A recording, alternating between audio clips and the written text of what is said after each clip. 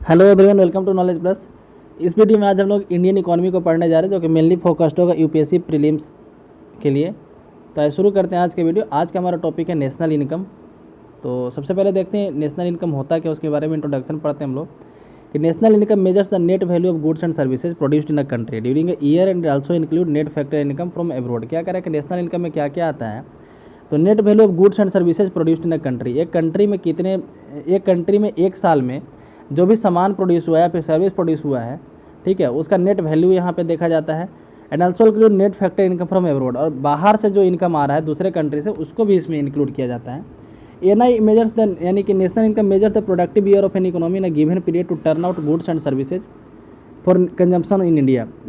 NI estimate are related with the financial year, यानी कि India में जो नेशनल इनकम है फाइनेंशियल ईयर के प्रति एस्टिमेट किया जाता है ना, 1 अप्रैल से 31 मार्च का देखा जाता है। According to national income committee 1949, national income estimate measure the volume of communities and services turn out during a given period of counted without duplication. क्या कर रहा है कि ये नेशनल इंडियन कमेटी एक बनाया गया था 1949 में, उसके आधार पे क्या है, उसके अकॉर्डिंग कि national income estimate measure the volume of communities. तो नेशनल इनकम में क्या एस्टिमेट किया जाता है, अनुमान क्या लगाया जाता है, तो कितना वॉल्यूम ऑफ कम्युनिटी, मतलब कि जो कम्युनिटीज प्रोडक्शन हुआ है या फिर सर्विस जो प्रोडक्शन हुआ है ना, volume of communities and services turn out during a given period. तो गिवन पीरियड में मतलब कि 1 अप्रैल से 31 मार्च के बीच में कितना वॉल्यूम यहाँ पे प्रोडक्शन हुआ है, ठीक है।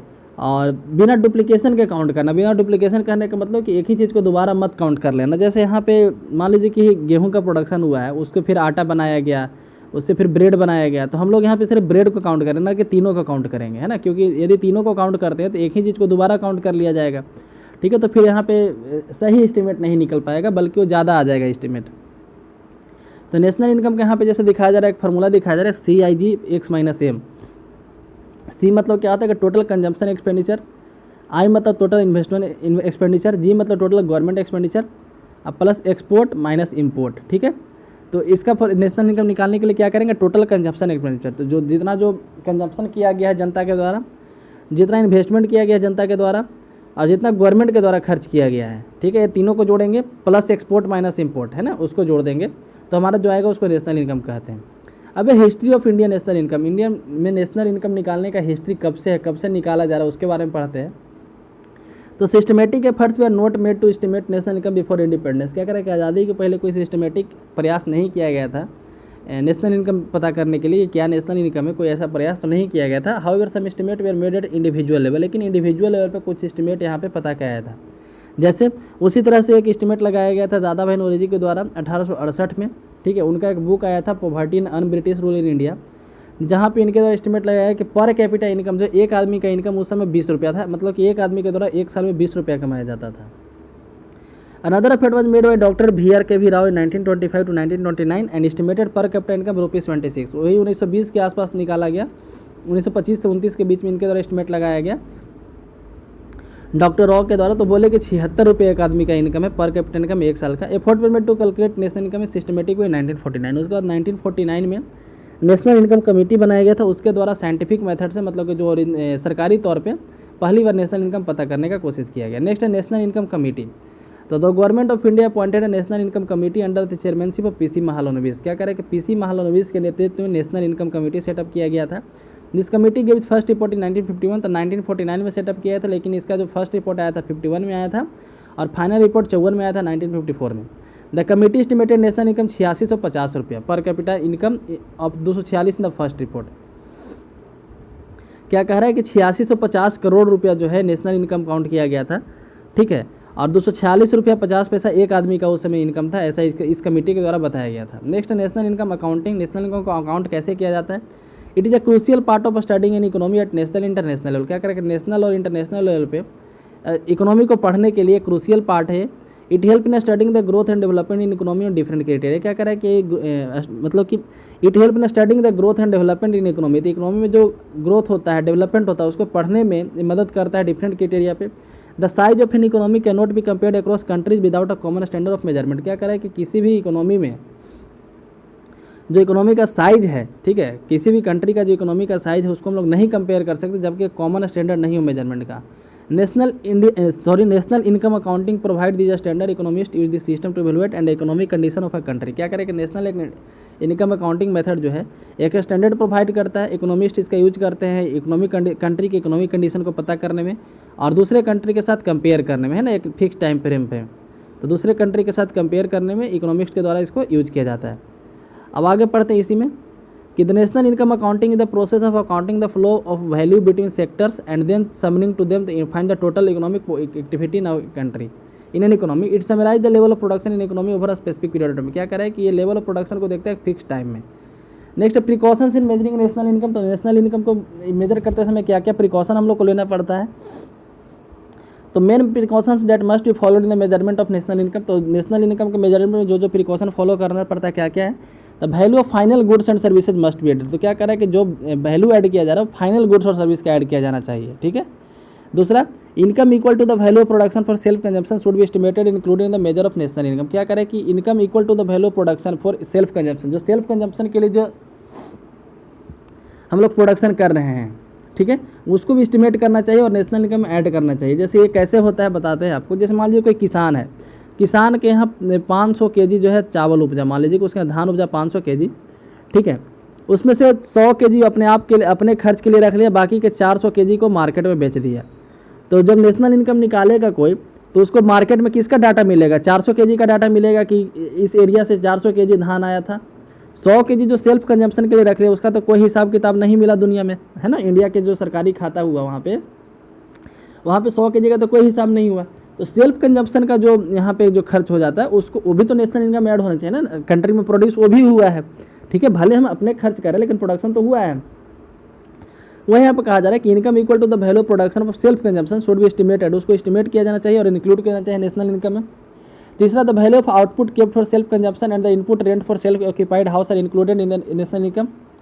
तो value of output kept for self consumption, यानी जो भी बताएं कि जो प्रोडक्शन सेल्फ कंजम्पशन के लिए किया जाता है वही उसका जो आउटपुट वैल्यू है। दूसरा, यदि कोई अपने घर में मान लीजिए कि कोई दूसरे के घर में दुकान खोले हुए तो उसको रेंट देता है, तो जब रेंट देता है तो वो नेशनल इनकम में काउंट होता है। लेकिन मान लीजिए कोई अपने घर में दुकान खोले हुए है तो रेंट वहाँ पे नहीं देता है ना, तो वहाँ पे उसका वो भी तो एक इनकम का सोर्स है ना, तो वो तो इनकम सोर्स में काउंट नहीं हो रहा है, तो इसको भी यहाँ पे काउंट करना पड़ेगा। तो वही यहाँ पे लिखा self occupied house are included in the national income, ठीक है, rent of the self occupied house. Next, indirect tax are not included while estimating national income at factor cost. National income जब निकाला जाता है एट फैक्टर कॉस्ट, है ना, national income निकालने कई तरीका है। जब फैक्टर कॉस्ट पे नेशनल इनकम को निकाला जाता है तो वहाँ पे इनडायरेक्ट टैक्स को नहीं इंक्लूड किया जाता है। Next, retirement pension is not included national income because it no subject of final goods and services. Retirement pension को हम लोग नहीं इंक्लूड करते हैं नेशनल इनकम के, क्यों, क्योंकि ये फाइनल गुड और सर्विसेज का मतलब कि सब्जेक्ट नहीं है। कैसे, तो पेंशन आदमी को वही मिलता है जो अपने कमाते समय जब उस जो वर्किंग पीरियड में था जब वो जो जमा करता है वही उसको पेंशन के रूप में मिलता है ना। तो जब वही उसको पेंशन तो दोबारा यहाँ पे काउंट हो जाएगा ना। मान लीजिए किसी आदमी का पेमेंट 50,000 रुपया जिसमें उसको 5,000 रुपया पेंशन कट जा रहा है, पीएफ अकाउंट में उसका 5,000 रुपया कट जा रहा है, तो नेशनल इनकम जब ऐड हो रहा था तो उसमें 50,000 उसका इनकम ऐड हो गया कि आदमी का इनकम 50,000 है। तो अब यदि पेंशन जब मिलेगा उसको भी काउंट कर लिया तो यहाँ पे 50 और 55 हो जाएगा ना, तो इसलिए दोबारा ना काउंट हो जाए, इसलिए पेंशन को काउंट नहीं किया जाता है। The following items are not included in the calculation of national income. National income में क्या क्या आइटम नहीं इंक्लूड किया जाता है, तो हम लोग को देखते हैं यहाँ पे। तो पहला है transfer payment. Those type of payment which are not received in return for a service of production, mainly social security payment, pension, ये सब को नहीं काउंट किया जाता है। ट्रांसफर पेमेंट का मतलब हुआ कि ऐसा पेमेंट जो वापस नहीं आने वाला है, ठीक है, जिससे सरकार के द्वारा काफ़ी सब्सिडी दिया जाता है, तो भी यहाँ पे नहीं काउंट किया जाता है। इसके अलावा और भी कई सिक्योरिटी पेमेंट, जैसे यहाँ पे सोशल सिक्योरिटी पेमेंट हो गया ना कि वृद्धा पेंशन दिया गया या फिर विधवा पेंशन जो दिया जाता है, स्कॉलरशिप दिया जाता है, ये सब। नेक्स्ट है capital gains from good and services which are achieve due to inflationary effect rather than actual production. क्या करें, कैपिटल गेन में क्या हुआ कि यदि किसी चीज़ में महंगाई बढ़ गया तो महंगाई बढ़ जाने के कारण उसका वैल्यू बढ़ जाएगा, तो उसके वैल्यू को यहाँ पे नहीं काउंट किया जाए, तो बढ़ा हुआ वैल्यू है उसको काउंट नहीं किया जाए। तो यहाँ पे लिखिए कैपिटल गेन मतलब capital gains from good and services which are achieve due to inflationary effect. Inflationary effect का मतलब कि महंगाई के कारण जो बढ़ गया। मान लीजिए किसी के पास प्याज था, प्याज उसमें 20 रुपये के जी था, 100 के जी प्याज था, उसका दाम था 2,000 रुपया, ठीक है। लेकिन यदि प्याज अचानक से 60 रुपये के जी हो गया, 100 के जी का दाम हो गया उसका 6,000 रुपया, तो जब बढ़ा हुआ 4,000 रुपया वो नेशनल इनकम में काउंट नहीं किया जाए, क्योंकि यहाँ पे कोई प्रोडक्शन तो हुआ नहीं ना है, ठीक है। हमारे पास मेन यहाँ पे देखना प्रोडक्शन कि हम उत्पादन कितना कर रहे हैं, दाम क्या हो रहा है उससे कोई मतलब नहीं है, प्रोडक्शन देखना है। तो यहाँ पे जब मतलब इस तरीके से प्राइस बढ़ जाता है किसी चीज़ का तो उसमें नेशनल इनकम में काउंट नहीं करते हैं। नेक्स्ट अनलॉफुल गेन, गैर कानूनी रूप से मतलब की इनकम होना। National income accounting exclude gain from illegal activities, illegal activities जो गेन होता है जैसे जुआ खेल करके जो गेन हुआ ये सब का काउंट नहीं किया जाता है। Prohibited item it will not include calculation of national income, जो प्रोहिबिटेड आइटम है जैसे ड्रग्स, कोई दवाई या फिर कोई जो नशीले पदार्थ होते हैं उससे मान लीजिए कोई इनकम कर रहा है तो उसको नेशनल इनकम में काउंट नहीं करते हैं। नेक्स्ट है sale and purchase of old objects, जो सेकंड हैंड ऑब्जेक्ट का सेल और परचेज होता है उसको भी नेशनल इनकम में काउंट नहीं करते हैं। क्यों? क्योंकि यहाँ तो प्रोडक्शन नहीं ना हुआ ना, पुराने के सामान को हम लोग बेचे हैं, तो इसलिए इसको नेशनल इनकम अकाउंट नहीं करते हैं। ठीक है, तो नेशनल इनकम अकाउंट उसी को करते हैं जैसे ऊपर में 4-5 मेथड आप लोग देखे होंगे कि ट्रांसफ़र पेमेंट, तो हम लोग नेशनल इनकम अकाउंट उसी को करते हैं जहाँ पे कुछ हम लोग को बोल सकते हैं कि कुछ वहाँ पे जनरेशन हो रहा है, कुछ प्रोडक्शन हो रहा है बोल सकते हैं मेनली। जैसे पेंशन दे रहे हैं किसी को तो वहाँ पे कोई प्रोडक्शन तो हो नहीं रहा है, किसी को स्कॉलरशिप दे रहे हैं तो वहाँ पे कोई प्रोडक्शन तो हो नहीं रहा है। कैपिटल गेन, जो महंगाई बढ़ने के कारण कोई प्रोडक्शन तो हुआ नहीं लेकिन हमारे पास पैसा बढ़ गया था, हालांकि उसको नेशनल इनकम अकाउंट नहीं करेंगे। Lawful activities, sale and purchase old object, पुराने, मान लीजिए कि एक कार को हम लोग बेचे अभी, तब जिस समय कार बना होगा तो उसका दाम मान लीजिए कि 5 लाख हुआ था, उस समय तो नेशनल इनकम में 5 लाख ऐड हो गया होगा, लेकिन अब कार को 2 साल यूज करके फिर से 3 लाख हम ऐड कर देंगे तो हमारा नेशनल इनकम 8 लाख हो जाएगा, लेकिन प्रोडक्शन हुआ नहीं, हमारे पास संपत्ति तो आज भी एक कार ही है। ठीक है, तो इसलिए नेशनल इनकम में पुराने सामान का खरीद बिक्री जब होता है सेकंड हैंड ऑब्जेक्ट का काउंटिंग नहीं किया जाता है। अब यहाँ पे methods of measuring national income, national income measure करने का मतलब कि नेशनल इनकम को अकाउंट करने का डिफरेंट मेथड है। जैसे हम लोग पढ़े थे तो एक था प्रोडक्शन मेथड है, कंजम्पशन मेथड है, फैक्टर मेथड है। ठीक है, तो according to Simon Kuznets national income account for countries calculated 3 method, तो 3 मेथड से यहाँ पे नेशनल इनकम को काउंट किया जाता है इनके द्वारा। ठीक है, पहला प्रोडक्ट मेथड, प्रोडक्ट मेथड की जो प्रोडक्शन हो रहा है कंट्री में उसको देख लो। तो product method of national income counting calculate the aggregate value of final goods and services produced in year, एक साल में जो भी गुड्स एंड सर्विस प्रोडक्शन यहाँ पे हो रहा है उसका फाइनल वैल्यू को जोड़ दो तो हो गया प्रोडक्ट मेथड के अनुसार से national income. It emphasize the calculation of the net contribution of the at every stage of the production and manufacturing, this is referred to as value addition concept, इसको वैल्यू एडिशन कॉन्सेप्ट के नाम से भी जानते हैं। The aggregate value of goods and services produced in an economy during a particular period of time usually 1 year known as gross value added, क्या करें GBA इसी को बोला जाता है। जीबीए का मतलब क्या हो कि जो एग्रीगेट वैल्यू हुआ of goods and services produced in an economy during a particular period of time, तो जीबीए का मतलब क्या हुआ कि एक साल में, ये जो एक साल में जो है एक इकोनॉमी में कितना गुड्स और सर्विस का प्रोडक्शन हुआ उसके एग्रीगेट वैल्यू को हम लोग जीबीए बोलते हैं। However this include depreciation of the capital goods, क्या करा है कि इसमें ये भी शामिल किया जाता है कि कितना डिप्रिसिएशन हुआ है कैपिटल गुड्स का। 10 GDP of an economy is arrived by measuring the aggregate value of goods and services produced in the year, क्या कह रहा है कि इस तरीके से जीडीपी भी जो है इसको कैसे निकाला जाता है, तो by measuring the aggregate value of goods and services produced in a year. कह रहा है कि जीबीए में एक खराबी क्या है, जीबीए में एक खराबी क्या है इसमें कि इसमें जो डिप्रिसिएशन होता है उसको भी शामिल कर लिया जाता है। ठीक है, डिप्रिसिएशन जैसे सामान प्रोडक्शन कर रहे हैं हम लोग तो कुछ उसमें मशीन का खराबी आया होगा, है ना, जैसे कोई भी प्रोडक्शन हो रहा है तो मशीन का खराबी आया, कार प्रोडक्शन हो रहा है तो बिगड़ता भी है कार, तो डिप्रिसिएशन को भी इसमें भी काउंट कर लिया जाता है। However this include depreciation of the capital goods. 10 GDP of an economy is arrived at measuring the aggregate value of goods and services produced in year. आगे पढ़ते हैं तो यहाँ पे देख सकते हैं, हाँ, further deducting the aggregate amount of depreciation across all firms in economy gives the net domestic product. ये क्या करें कि यदि हम लोग उसमें से जो डिप्रिसिएशन हुआ है प्रोडक्शन बढ़ाने में, मतलब कि प्रोडक्शन करने में जो मशीन खराब हुआ था, जो लेबर लगा था, वो सबको यदि माइनस कर देंगे तो हम लोग को मिलेगा नेट डोमेस्टिक प्रोडक्ट। ठीक है, तो जीडीपी में से यदि हम लोग देखिए जैसे यहाँ पे दिखा हुआ कि जीडीपी, ठीक है, GDP as factor cost, GDP at factor cost equal to क्या होगा, GDP at market price minus indirect tax plus subsidy. तो जैसे जीडीपी जो बना है उसमें से इनडायरेक्ट टैक्स को माइनस कर देंगे, ठीक है, और उसमें जो सरकार के द्वारा सब्सिडी मिला उसको ऐड कर देंगे तो हमारा जीडीपी एट फैक्टर कॉस्ट आ जाएगा। ठीक है, तो ये था इससे। आगे पढ़ते हैं हम लोग इनकम मेथड।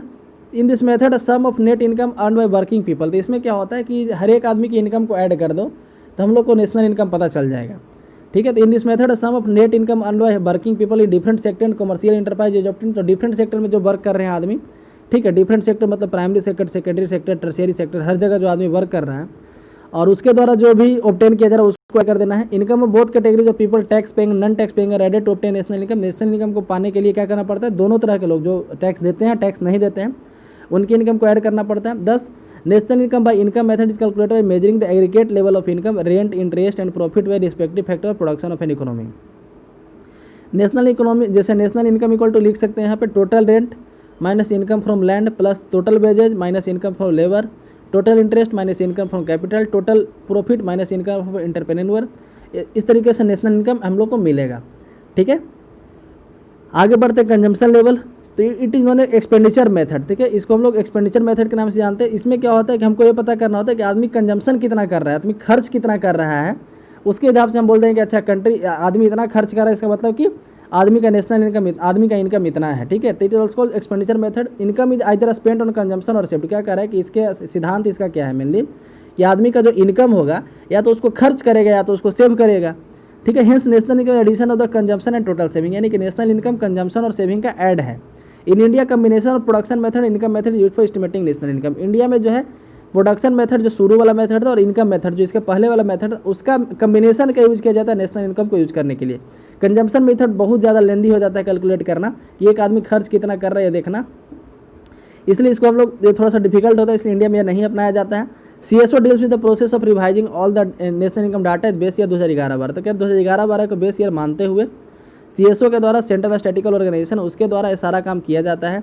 यानी नेशनल इनकम इक्वल टू क्या होगा, total consumption expenditure plus total saving. आगे बढ़ते हैं market value of goods. Goods का मार्केट वैल्यू क्या होता है, तो process of determining market value is transparent. क्या करें कि मार्केट वैल्यू का जो डिटरमाइन करने का जो प्रोसेस है कि किसी ऑब्जेक्ट का क्या मार्केट वैल्यू रहेगा, ये ट्रांसपेरेंट है। फिर prices are known as transaction और ऑब्जर्वेबल। क्या करें, जहाँ पे प्राइसेज पता रहता है, ट्रांजेक्शन ऑब्जर्वेबल है। Simply we can say that market value of final goods and services is their value at market. क्या करें कि सिंपली हम लोग बोल सकते हैं कि मार्केट वैल्यू किसी फाइनल गुड और सर्विसेज का जो उसका वैल्यू है मार्केट में। ठीक है, मतलब किसी भी सामान का मार्केट में जो वैल्यू है वही उसका मार्केट वैल्यू ऑफ गुड है।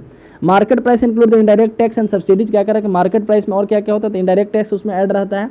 जैसे बिस्किट का पैकेट मान लीजिए कि 5 रुपया, तो उसमें इनडायरेक्ट टैक्स इंक्लूड है, सब्सिडी भी उसमें इंक्लूड है। ठीक है, and this different from the actual cost of production, और ये जो है एक्चुअल कॉस्ट ऑफ प्रोडक्शन से डिफरेंट होते हैं। ठीक है, नेक्स्ट है final good. The goods are transacted in a market might be use for consumption और फर्दर मैन्युफैक्चरिंग। क्या करें, फाइनल गुड किसको बोलते हैं, तो सामान जो बाजार में बिकता है तो या तो उसको हम लोग डायरेक्टली यूज करते हैं या फिर उसको फिर से प्रोसेस किया जाता है। मान लीजिए फॉर एग्जांपल देखिए कि आम आदमी यदि गेहूँ खरीदता है मार्केट से यदि आम आदमी गेहूँ खरीदता है, वो क्या करेगा, उसको धोएगा, सुखाएगा, फिर जाके मिल में पिसवा करके अपना यूज करेगा। तो यहाँ पे भीड़ जो है फाइनल गुड का काम कर रहे हैं, यहाँ पे भीड़ जो है फाइनल गुड है। ठीक है, लेकिन यदि उसको कोई मिल वाला खरीदता है, ठीक है, या कोई कंपनी वाला खरीदता है, तो क्या करेगा, व्हीट को पिसवाएगा पहले धो करके, जैसे भी उसको करना है, उससे फिर ब्रेड बनाएगा, बिस्किट बनाएगा, उसको बेचेगा। तो यहाँ पे व्हीट जो हो गया फाइनल गुड नहीं है, यहाँ पे व्हीट जो है मिडिवियल गुड बोल सकते हो उसको, मतलब कि बीच का गुड है। ठीक है, और यहाँ पे फाइनल गुड क्या है, तो बिस्किट जो हुआ है, ब्रेड जो हुआ वो फाइनल गुड है ना। तो एक ही ऑब्जेक्ट, जैसे मान लीजिए कि आप फल खरीद रहे हैं, आप संतरा खरीद रहे हैं और संतरा खरीद के खा रहे हैं, तो संतरा यहाँ पे ऑरेंज जो है फाइनल गुड है। लेकिन यदि उसी संतरा को कोई जूस बेचने वाला खरीदता है तो उसके लिए फाइनल गुड नहीं है। ठीक है, वहाँ पे जो है गुड्स जो है, वहाँ पे जो संतरा है वो फाइनल गुड नहीं है, बल्कि वहाँ पे फाइनल गुड क्या हो, जूस फाइनल गुड हो जाएगा। तो ये कह रहा है the goods are transacted in the market might be for consumption और फर्दर मैन्युफैक्चरिंग। क्या करें कि गुड जो सामान जो मार्केट में बेचा या खरीदा जाता है, या तो उसको कंजम्पशन किया जाता है या फिर उसको आगे मैन्युफैक्चर किया जाता है। When goods are used for direct consumption, जब गुड्स को डायरेक्ट कंजम्पशन के लिए हम लोग बेचते हैं तो उसको फाइनल गुड बोलते हैं। जब गुड्स जो है किसी और एम्प्लॉयमेंट देता है, जैसे संतरा यहाँ पे एक आदमी को एम्प्लॉयमेंट दे रहा है जूस बनाने वाले को, उससे आगे का प्रोडक्शन किया जा रहा है तो उसको इंटरमीडिएट गुड बोलते हैं। ठीक है, इसको इंटरमीडिएट गुड वहाँ पे बोलते हैं, उसको फाइनल गुड नहीं बोलते हैं। अब नेक्स्ट है concept related to national income. क्या करें, नेशनल इनकम को कैलकुलेट करने का डिफरेंट कॉन्सेप्ट है, उसके बारे में पढ़ते हैं। तो सबसे पहले आता है जीडीपी, जो पीछे हम लोग पढ़े थे वहाँ पे ज़्यादा डिटेल में नहीं था, तो हम लोग यहाँ पे जीडीपी को पढ़ लेते हैं। देखिए जीडीपी और जीवीए दोनों सेम चीज़ है, हम दोनों में कंफ्यूज मत कीजिएगा। जीडीपी और जीवीए दोनों सेम चीज़ है, कैलकुलेट करने का तरीका आपको अलग हो जाता है।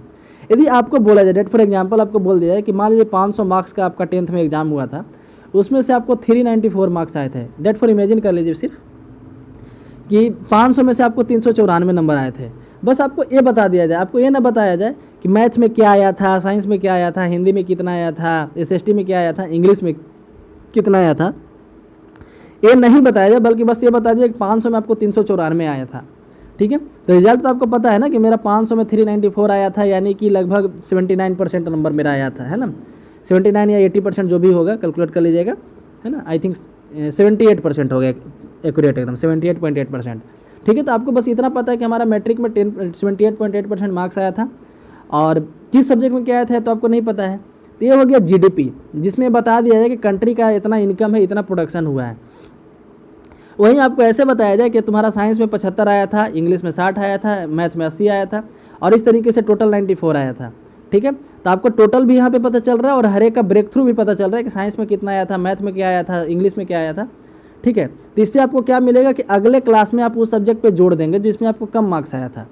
यदि आप देखेंगे कि मैथ में मेरा कम मार्क्स आया था तो हो सकता है कि अगले क्लास में आप मैथ पे ध्यान दें ताकि मेरा मार्क्स सुधर सके। तो आपको एक मौका मिल जाता है यहाँ पे, यदि 394 बस बता दिया जाए और आपको ये ना बताया जाए कि कौन सा सब्जेक्ट आपका क्या आया था, तो आपको कैसे पता चलेगा कि कौन सा सब्जेक्ट मेरा वीक है ना। तो इस तरीके से ये जो मेथड हो गया जिसमें हर एक मतलब कि मार्क्स बताया गया हर एक सब्जेक्ट का, तो इसको बोलेंगे जीबीए। यानी कि जीबीए तो बताया गया अपने आप, यहाँ जो जीडीपी निकल गया नीचे ऐड कर देंगे सबको, तो है ना। तो जीबीए और जीडीपी में यही अंतर है। जीडीपी में बस ये बता दिया जाता है कि हमारा नेशनल इनकम कितना है, मतलब कि पूरा प्रोडक्शन कितना हो रहा है। और जीबीए में क्या होता है कि हर एक सेक्टर का बताया जाता है कि प्राइमरी सेक्टर में क्या है, मैन्युफैक्चरिंग सेक्टर में क्या चल रहा है ना, कोयला डिपार्टमेंट कितना प्रोग्रेस कर रहा है, ठीक है, पेट्रोलियम मंत्रालय कितना प्रोग्रेस कर रहा है। तो हर चीज़ का यहाँ पे ब्रेक थ्रू मिलता है, एक तरह से बोल सकते हैं।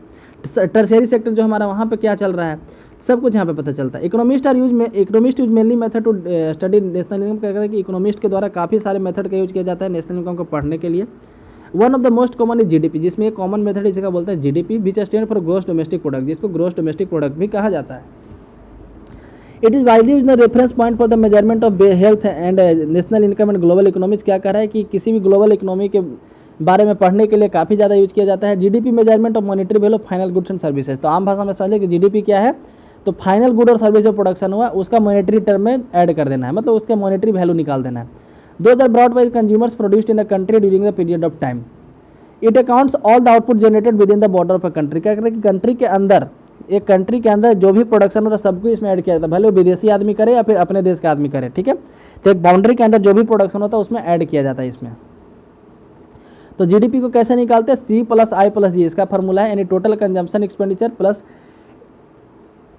Total investment expenditure plus total government expenditure. ठीक है, लेकिन क्लोज्ड इकोनॉमी की बात किया जाए तो अब देखिए यहाँ पे जीडीपी और जीएनपी में अंतर क्या है। जीएनपी क्या होता है, तो उसमें यदि विदेशी वाले को माइनस कर दिया जाए जीडीपी में से, जीडीपी जो हमारे कंट्री का उसमें से इंडिया के अंदर, जैसे इंडिया का निकाल रहे हैं, तो इंडिया में जो भी विदेशी लोग वर्क कर रहे हैं उनकी इनकम को माइनस कर दिया जाए, प्लस हमारे आदमी जो बाहर में रह रहे हैं, ठीक है, उसको यहाँ पे ऐड कर दिया जाए, तो उसको बोलते हैं जीएनपी। वही यहाँ पे है कि but in a closed economy R minus P zero, यानी कि जीडीपी और जीएनपी वहाँ पे बराबर होता है, क्योंकि वहाँ पे ना इनकम रिसीव्ड होता है ना मतलब कि यहाँ से पेमेंट जाता है ना वहाँ से पेमेंट आता है। ठीक है, तो वही यहाँ पे दिखाया जा रहा है कि ना क्लोज्ड इकोनॉमी किसको बोलते हैं, कल हम लोग पढ़े थे कि ना इंपोर्ट करता है ना एक्सपोर्ट करता है। ठीक है, आगे पढ़ते हैं जीडीपी एट मार्केट प्राइस। तो जीडीपी एट मार्केट प्राइस क्या है, जीडीपी एट फैक्टर कॉस्ट क्या है, सब हम लोग पढ़ेंगे अभी यहाँ पे। तो it refer the total value of goods and service and market price. क्या करें कि इसमें जो है गुड्स और सर्विस का वैल्यू ऐड किया जाता है मार्केट प्राइस पे। एक साल में कितना जो है उसका प्रोडक्शन हुआ, एक बाउंड्री के अंदर जो भी गुड्स सर्विस प्रोडक्शन हुआ उसका मार्केट प्राइस पे ऐड किया जाए तो उसको बोलते हैं GDP at market price. Market price refer to the actual transaction price and include indirect such excise. क्या करें कि मार्केट प्राइस में एक्चुअल ट्रांजैक्शन प्राइस देखा जाता है, मतलब कि मार्केट में कितने में बिक रहा है। ठीक है, मार्केट में कितने में वो सामान बिक रहा है मार्केट प्राइस में ये देखा जाता है। जैसे मान लीजिए कि बिस्किट का पैकेट का दाम 5 रुपये है तो उसका 5 रुपये वहाँ पे देखा जाएगा, तो उसमें सारा टैक्स भी इंक्लूड रहता है, सब्सिडी भी इंक्लूड रहता है। तो यदि जीडीपी एट मार्केट प्राइस हमको निकालना है तो उसमें क्या ऐड करना पड़ेगा, GDP at factor cost plus indirect tax minus subsidy. याद रखिएगा, जीडीपी एट मार्केट प्राइस हमको निकालना है तो जीडीपी एट मार्केट प्राइस में GDP at factor cost plus indirect tax minus subsidy करते हैं हम लोग यहाँ पे। लेकिन वही यदि निकालना होगा हम लोग को, पीछे हम लोग एक फॉर्मूला पढ़े थे ना, यहाँ पे कहाँ चला गया, हाँ, जीडीपी एट फैक्टर कॉस्ट। ठीक है, जीडीपी एट फैक्टर कॉस्ट यदि निकालना है तो क्या करेंगे, GDP at market price minus indirect tax plus subsidy. तो मैथ का सिंपल फार्मूला यहाँ पे लगाना है। यदि हमको ए वाला पोर्शन निकालना है जीडीपी एट मार्केट प्राइस, तो क्या करना पड़ेगा, इनडायरेक्ट टैक्स को इधर भेजेंगे तो माइनस में इनडायरेक्ट टैक्स है, इधर जाकर प्लस में बन जाएगा, इधर प्लस सब्सिडी है तो माइनस सब्सिडी बन जाएगा, है ना। तो फार्मूला आ जाएगा GDP at market price equal to GDP at factor cost minus indirect tax plus indirect tax minus subsidy. वही फार्मूला यहाँ पे आया है जिसको आप देख सकते हैं। ठीक है, और वापस यदि हमको जीडीपी एट मार्केट प्राइस निकालना होगा तो जीडीपी एट फैक्टर कॉस्ट हमको यदि निकालना है तो क्या करेंगे, इसको इधर भेज दो तो जो प्लस वाला माइनस है माइनस वाला प्लस बन जाएगा, है ना। अभी जीडीपी एट फैक्टर कॉस्ट, तो फैक्टर कॉस्ट क्या होता है, GDP can be calculate factor cost, this measure more accurately reveal that income paid to the factor production. क्या करें कि ज़्यादा एक्यूरेट है मार्केट प्राइस के मुकाबले। The factor cost means the total cost of all factor of the production consumed और used in producing of goods और services. क्या करें, फैक्टर कॉस्ट का मतलब क्या होता है कि किसी ऑब्जेक्ट को फैक्टर करने में, मतलब उसको फैक्ट्री में कितना प्राइस लगा है, आम भाषा में समझिए कि जो ऑब्जेक्ट था वो फैक्ट्री में प्रोडक्शन करने में उसको कितना पैसा लगा है, ठीक है। Include government grants and subsidies but exclude indirect tax. क्या करें कि इसमें गवर्नमेंट का सब्सिडी इंक्लूड रहता है लेकिन इनडायरेक्ट टैक्स इसमें ऐड नहीं होता, क्योंकि यहाँ पे फैक्ट्री के आधार पर, फैक्ट्री से बाहर नहीं निकला है बिस्किट जो फैक्ट्री के अंदर है, पार्ले जी के कंपनी में ही अभी है।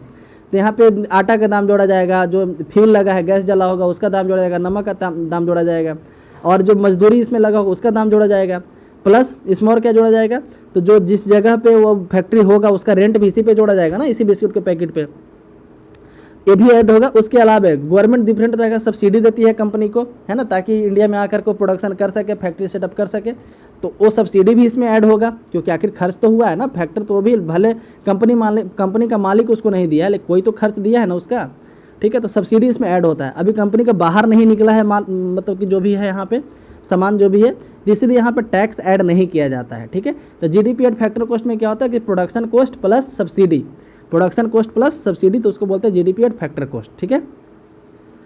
Next real GDP. जीडीपी यहाँ पे दो तरह का होता है, एक रियल जीडीपी, एक होता है नॉमिनल जीडीपी। तो रियल जीडीपी क्या होता है, तो देखिए सबसे पहले हम लोग क्या करते हैं कि एक बेस ईयर लिया जाता है 2011-12। जैसे हम लोग पीछे भी पढ़े थे ना कि हम लोग नेशनल इनकम में जो इन्फ्लेमेटरी कॉस्ट होता है, मतलब कि यदि दाम बढ़ जाने के कारण किसी सामान का यदि दाम मतलब कि वहाँ पर बढ़ जाता है तो हम लोग उसको नेशनल इनकम में काउंट नहीं करते। जैसे एग्जांपल दे दें कि यदि प्याज आज 20 रुपये किलो और किसी के पास 100 किलो प्याज है तो उसको 20,000 रुपये मिलेगा, 2,000 रुपये मिलेगा।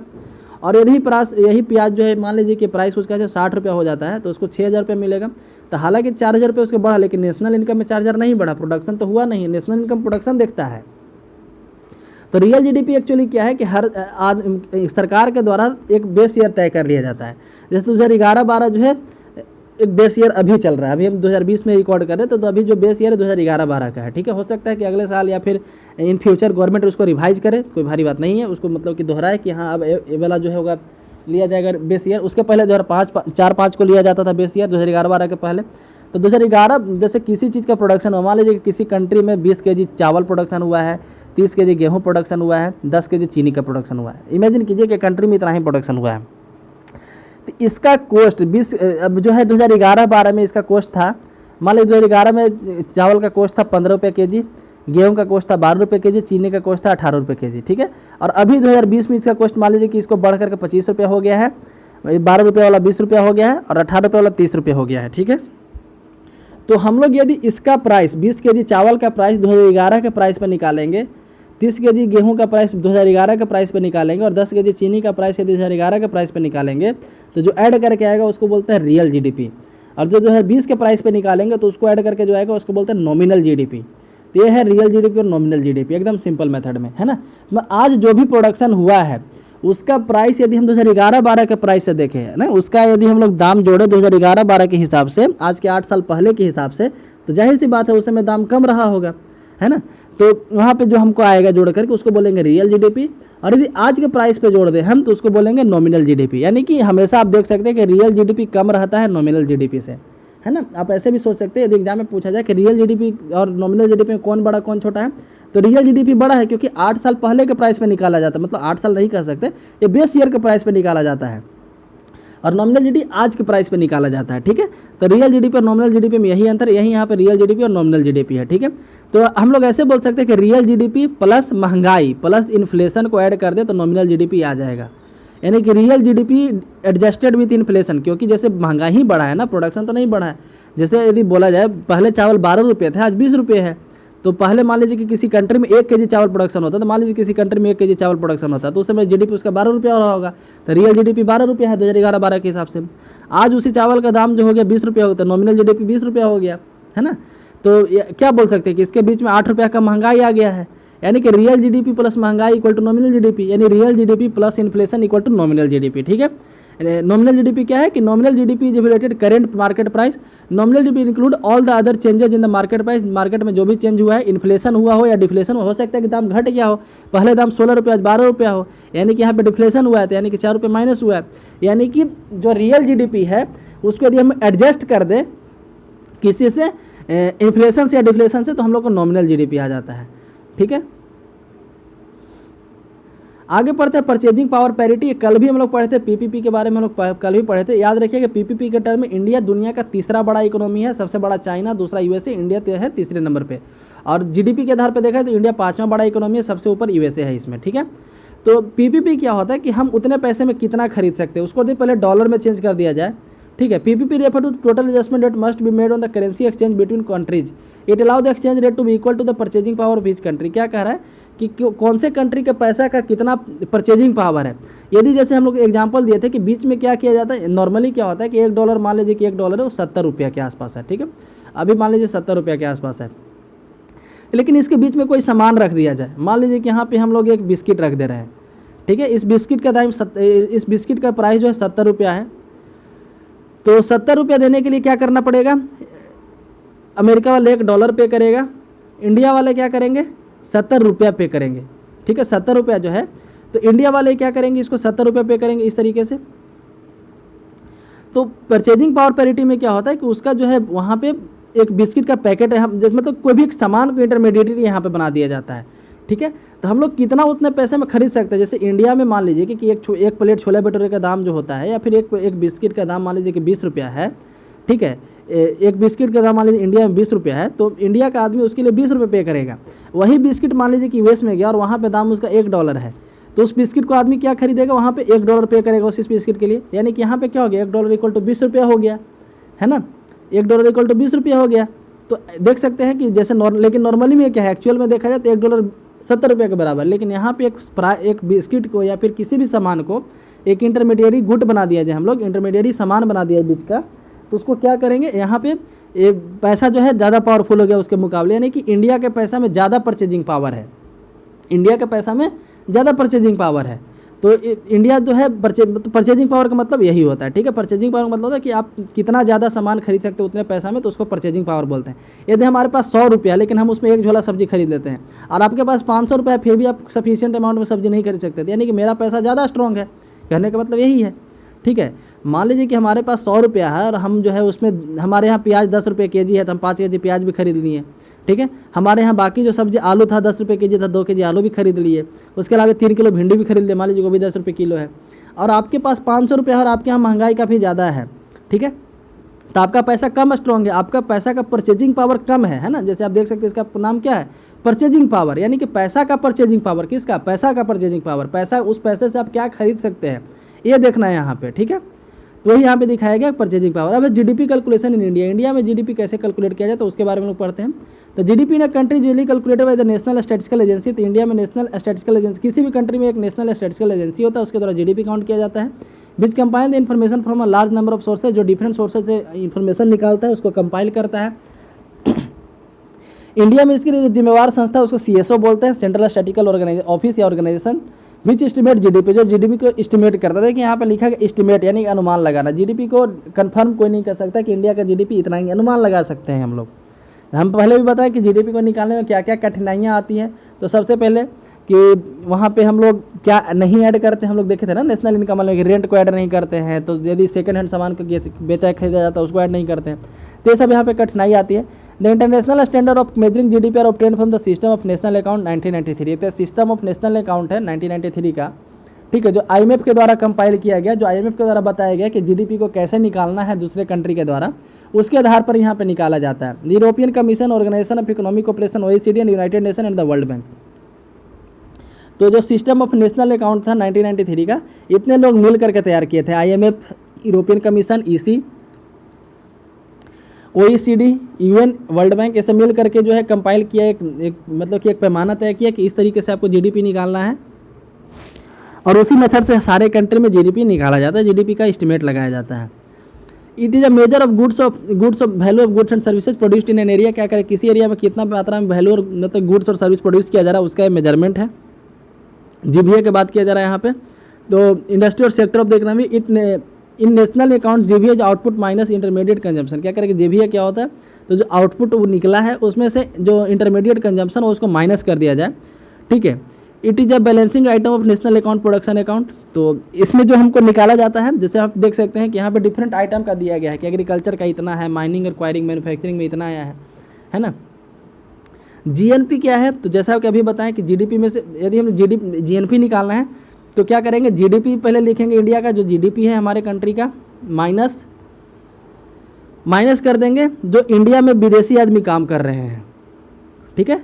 इंडिया में जो विदेशी आदमी काम कर रहे हैं उसको माइनस कर देंगे, ऐड कर देंगे इंडियन आदमी जो विदेश में काम कर रहे हैं, ठीक है। इंडियन आदमी जो विदेश में काम कर रहे हैं उसको ऐड कर देंगे और विदेशी आदमी जो इंडिया में काम कर रहे हैं उसको माइनस कर देंगे, तो हमारा आ जाएगा GNP यानी कि ग्रॉस नेशनल प्रोडक्ट, ठीक है। अब देखिए यहाँ पे एक टर्म आया GDP, एक आया GNP, ठीक है। अब आएगा NDP, आएगा NNP, ये चारों को पहले अच्छे से समझ लीजिए। GDP क्या होता है, तो हम लोग डिफिनीशन के हिसाब से बोलते हैं फाइनल गुड और सर्विस का मार्केट प्राइस ऐड करते हैं ना। फाइनल गुड और सर्विस जो होता है, ठीक है, जो फाइनल प्रोडक्ट बना, सामान बना, उसका हम लोग प्राइस निकालते हैं, तो हम लोग उसका प्राइस निकालते हैं, ठीक है। GDP ये हो गया, तो ये होता है एक बाउंड्री के अंदर जो किया। GNP एक कंट्री का होता है, तो GDP में से माइनस क्या करेंगे, जो इम्पोर्ट हुआ माइनस कर देंगे, मतलब कि इम्पोर्ट हुआ करने का मतलब जो विदेशी आदमी यहाँ पे काम किया अपना पैसा लेकर वापस जाएगा ना अपने देश, ठीक है, तो वो वाला माइनस कर देंगे। और जो हमारे देश का आदमी, हमारे देश का कोई आदमी अमेरिका में काम कर रहा है तो वो इंडिया में आएगा अपना पैसा लेकर के, उसको ऐड कर देंगे, तो उसको निकलेगा GNP। NDP क्या है, अब देखिए सामान का जब प्रोडक्शन होता है तो कुछ उसमें इन्वेस्टमेंट करना पड़ता है ना। मान लीजिए कि आप GDP क्या है कि आप कितना इनकम कर रहे हैं, आपका ट्रांजैक्शन कितने का हो रहा है। मान लीजिए कि दिन भर में आप 1000 का सामान बेच रहे हैं, यानी कि आपका GDP 1000 रुपया है, लेकिन 1000 का सामान आप बेचे हैं तो उस सामान को खरीदने में भी आपका 500 रुपया 600 रुपया कुछ तो लगा होगा ना।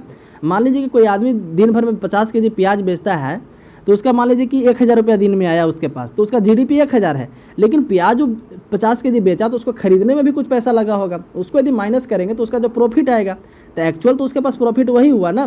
तो NDP वही चीज़ प्रॉफिट को बोलते हैं। हम GDP जो बनाए यहाँ पे कि फाइनल गुड और सर्विस का जो मार्केट प्राइस है उसको ऐड कर दिया तो GDP हो गया, लेकिन उसमें से जो प्रोडक्शन कॉस्ट है, यदि माइनस कर देंगे तो NDP आ जाएगा। और ठीक है, जो प्रोडक्शन कॉस्ट है GDP में से प्रोडक्शन कॉस्ट को माइनस कर दिए, मजदूर को क्या देना पड़ा, बाकी इंटरमीडिएट सामान कितने के खरीदे, ये सब माइनस कर देंगे हम लोग, तो हमारे पास जो आएगा उसको NDP बोलते हैं। और NDP में से विदेशी को माइनस कर दो, देसी को ऐड कर दो तो NNP आ जाएगा, ठीक है। जैसे GDP में से विदेशी को माइनस करके देसी को ऐड करते हैं तो GNP आ जाता है, उसी तरीके से NDP में से विदेशी को माइनस करके देसी को ऐड करते हैं तो NNP आ जाता है। और GDP में से जो दाम लगा था बनाने में उसको माइनस करते तो NDP आ जाता है, ठीक है। तो वही यहाँ पे दिया गया है।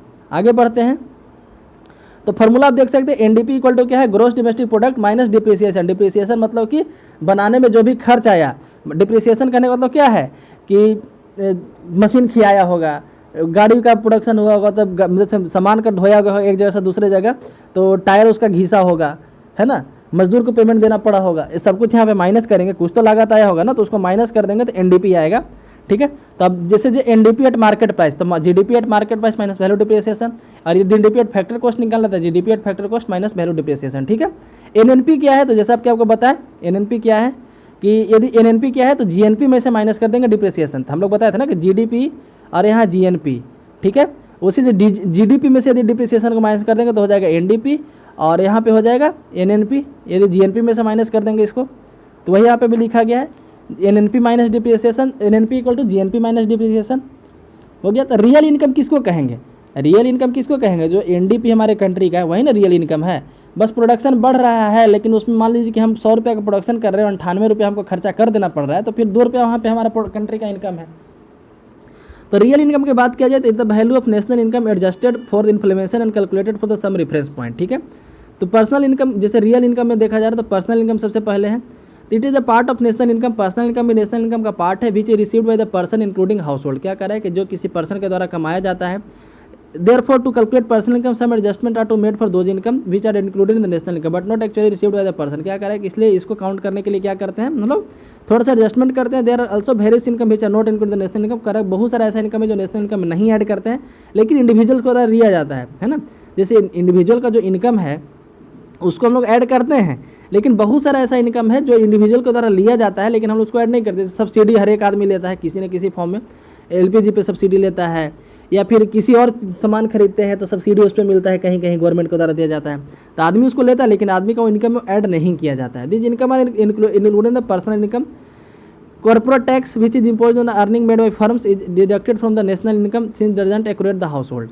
There are two type of personal income. Personal income दो तरह का होते हैं, एक है डिस्पोजेबल पर्सनल इनकम, एक है private income. Disposable personal income क्या है, तो पर्सन हैव टू पे the personal tax on personal income. क्या कह रहा है कि पर्सनल इनकम पे आदमी को पर्सनल टैक्स देना पड़ता है, है ना, कि आप इतना कमाते हैं तो आपको इतना टैक्स देना पड़ेगा। Any income remaining out of personal income after the payment of personal tax and other fines is termed disposable personal income. Disposable personal income मतलब हुआ कि आप खर्चा कितना कर सकते हैं। मान लीजिए कि आप साल भर में 5 लाख कमाते हैं, आपको 2000 टैक्स देना पड़ा, तो आप खर्चा कितना कर सकते हैं? 4,98,000 खर्चा कर सकते हैं। तो ये हो गया disposable personal income. Disposable personal income का मतलब क्या हुआ कि आप जो कमाए माइनस सरकार का जो टैक्स दे दिए उसको माइनस कर देंगे आपका इनकम में से, तो उसको बोलते हैं डिस्पोजेबल पर्सनल इनकम। यानी कि आप कितना इनकम को खर्च कर सकते हैं। आप 10 लाख कमाए हैं तो आप 10 लाख खर्च नहीं कर सकते, आपको 50,000 रुपये सरकार को देना पड़ेगा रोड बनवाने के लिए, है ना। भले रोड बने ना बने, सरकार को आपको टैक्स देना है, ठीक है। तो उसको बोलते हैं डिस्पोजेबल पर्सनल इनकम। जो मतलब कि सब दे करके, सरकार का कर्जा दे करके जो बचता है आपको खर्च करने के लिए, उसको बोलते हैं डिस्पोजेबल पर्सनल इनकम।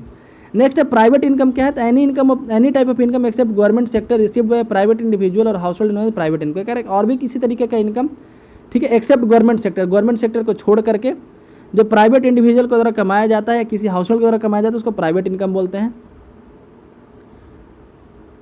कहाँ गया? Other concept of national income. National income और क्या क्या कॉन्सेप्ट है? तो पहला है पर कैपिटा इनकम। देख सकते हैं यहाँ पे कि it is a measure of amount of money that is being earned bye a person in certain area. क्या कह रहा है कि पर कैपिटा इनकम क्या है?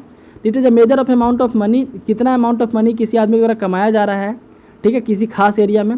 पर capita income can apply to the average personal income for a city. क्या करें कि पर कैपिटा यदि इनकम निकालना है तो हम लोग क्या करेंगे? National income divided by total population. यदि सिटी का निकालना है तो सिटी का पॉपुलेशन डिवाइडेड बाई सिटी का total income divided by city का पॉपुलेशन, है ना। यानी एक आदमी कितना कमा रहा है, एवरेज इनकम यहाँ पे लिया जा रहा है, ठीक है। रियल पर कैपिटा इनकम की बात किया जाए तो रियल पर कैपिटा इनकम तो यही हुआ कि कांस्टेंट प्राइस पे एक बेस ईयर पे, जैसे यहाँ पे जो पर कैपिटा इनकम है अभी के प्राइस पे है, लेकिन बेस ईयर पे पहले नेशनल इनकम को निकालो, डिवाइडेड बाई पॉपुलेशन कर देंगे तो उसको real in per capita income बोलेंगे। It is one of the instrument to measure well being of the people of the country. क्या करें कि एक तरीका है कंट्री के वेल बीइंग को जांचने का कि वहाँ के लोग कितने खुशहाल हैं। यदि वहाँ का रियल पर कैपिटा इनकम ज़्यादा है तो यानी कि कंट्री के लोग ज़्यादा खुशहाल हैं, है ना, और कम है तो समझिए कंट्री के लोग कम खुशहाल है ना। तो इसको क्या निकाला था? It is defined as national income at constant price. Constant price पे national income divided by total population, तो उसको बोलते हैं real per capita income. Next है gross environmental product. Gross environmental product का मतलब क्या है? It is index of economic growth with the environmental consequence of that growth. क्या कह रहा है कि हमारा इकोनॉमिक ग्रोथ हो रहा है, लेकिन उसके बदले में कितना हमको इकोनॉमिक इन्वायरमेंटल लॉस कितना हुआ है, ठीक है, बायोडाइवर्सिटी का लॉस कितना हुआ है, इसको यदि उसमें शामिल किया जाए, उसका भी उसमें प्राइस घटाया जाए। मान लीजिए कि हम 500 रुपया कमाएं और उस चक्कर में हम जो है 20 रुपये का नुकसान कर दें इन्वायरमेंट को, तो हम कमाएं कितना? 480 रुपया ही ना। तो जीडीपी में से माइनस किया जाता है किसको? जीडीपी माइनस जो इन्वायरमेंट का लॉस हुआ है, कितना हज़ार पेड़ काटा गया, कितना करोड़ किलोमीटर जंगल काटा गया, है ना, उसको यहाँ पे माइनस करते हैं, तो उसको बोलते हैं ग्लोबल इन्वायरमेंट प्रोडक्ट। मतलब क्या है कि here environmental consequences means the loss of biodiversity, है ना, कि बायोडाइवर्सिटी को कितना लॉस पहुँचता है ये देखना है। नेक्स्ट है ग्रीन इकोनॉमी। ग्रीन इकोनॉमी नाम से पता चल रहा है कि हम जो है कम ही कमाए हैं, लेकिन हमारे पास पेड़ बहुत ज़्यादा है, यानी कि हमारे यहाँ ग्रीन इकोनॉमी ज़्यादा है। The green economy is one that result in improved human wellbeing and society equity by significantly reducing environmental risk and ecological scarcity. क्या करें कि इन्वायरमेंटल रिस्क को कम करते हुए, इकोलॉजिकल स्कैरसिटी को कम करते हुए हम लोग जो कमाते हैं। ग्रीन इकोनॉमी इकोनॉमी और economic development model based on sustainable development. Green economy क्या है?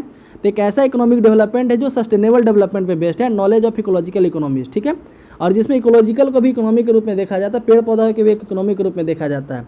मान ली कि कोई आदमी है अपना फैक्ट्री खोला, वो कुछ कमाया। एक आदमी है जो अपना जंगल खोला, बगीचा बना दिया अपने ज़मीन पे, है ना। एक आदमी दो आदमी के पास ज़मीन था, एक अपने ज़मीन पे फैक्ट्री खोल दिया, एक आदमी अपने ज़मीन पे बगीचा खोल दिया, ठीक है। तो यहाँ पे इसका जो इकोनॉमी होगा इसको ग्रीन इकोनॉमी बोलेंगे, ठीक है। मतलब कि हम जो है प्रोडक्शन कर रहे हैं लेकिन उसके प्रति इन्वायरमेंट को कितना कम लॉस पहुँचा रहे हैं, ये ग्रीन इकोनॉमी है। Green national income take in account the environmental degradation during the production of good and services. सामान के प्रोडक्शन में कितना इन्वायरमेंटल डिग्रेडेशन हो रहा है उसको यहाँ देखा जाता है। It measure the around development of the country with environmental upgradation, ठीक है। इसमें ये भी देखा जाता है कि इन्वायरमेंटल का अपग्रेडेशन हो रहा है क्या, मतलब कहीं कहीं पेड़ ज़्यादा लगाया जा रहा है तो इन्वायरमेंट का अपग्रेडेशन हो रहा है।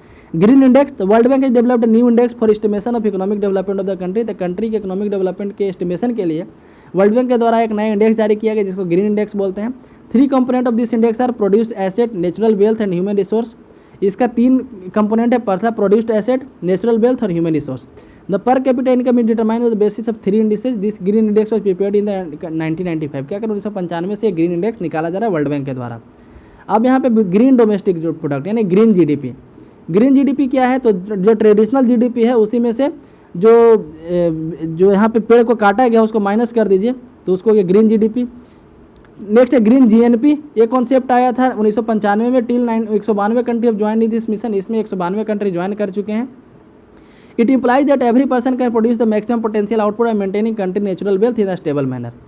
अब नेक्स्ट है नेशनल, कहा गया, हाँ, limitation in the measurement of national income. National income के मेजरमेंट में क्या क्या लिमिटेशन है उसके बारे में हम लोग पढ़ते हैं यहाँ पे कि while measuring national income we need to be aware of some limitation. क्या कर नेशनल इनकम को कैलकुलेट करते समय हम लोग कुछ लिमिटेशन यहाँ पे देखना पड़ता है, कुछ चैलेंज का सामना करना पड़ता है। कैसे, पहले भी हम लोग इसके बारे में डिस्कस कर चुके हैं। तो national income measure domestic economic performance not social welfare. क्या करें कि नेशनल इनकम जो है डोमेस्टिक इकोनॉमिक परफॉर्मेंस को देखता है, न कि सोशल वेलफेयर को देखता है, ठीक है।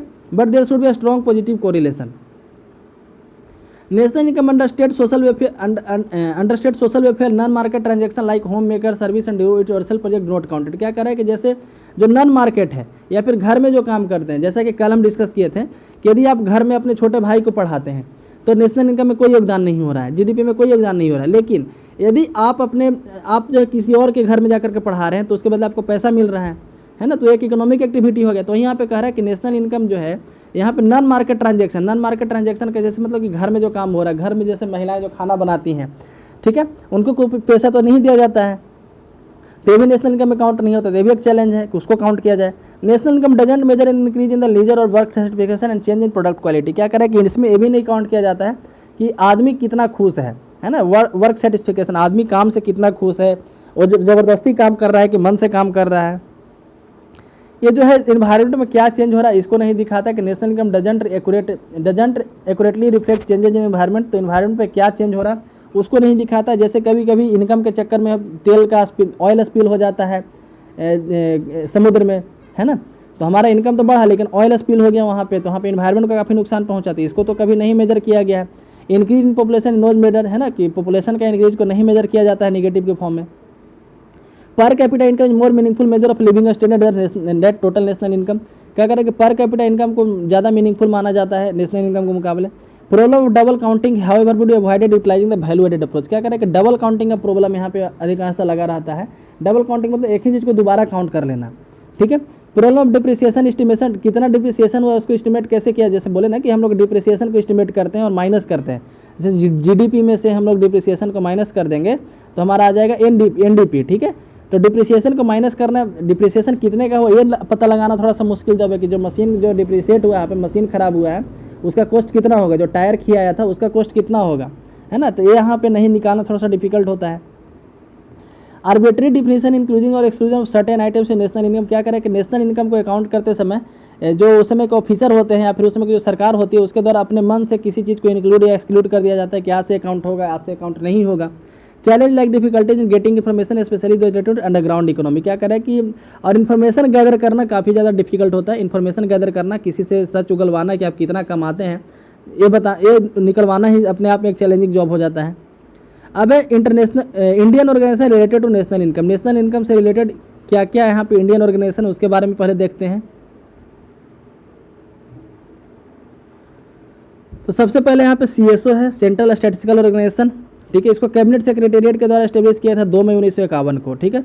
2 मई 1951 को इसको एस्टेब्लिश किया गया था। It belong to ministry of statistics and programme implementation. तो मॉस्पी के अंदर आता है ministry of statistics and programme implementation. But it is originally found in 1949, लेकिन 1949 में इसको बनाया गया था। It is one of the 2 wings of national statistical. NSO एक है, उसका 2 शाखा है, ठीक है। NSO है एक, NSO का 2 ब्रांच है, एक है CSO, एक है NSSO, ठीक है। National sample survey organisation, central statistical organisation, इसका फुल फॉर्म है नेशनल स्टैटिस्टिकल ऑर्गेनाइजेशन। तो नेशनल स्टैटिस्टिकल ऑर्गेनाइजेशन एक ओरिजिनल बॉडी है, इसका 2 शाखा है।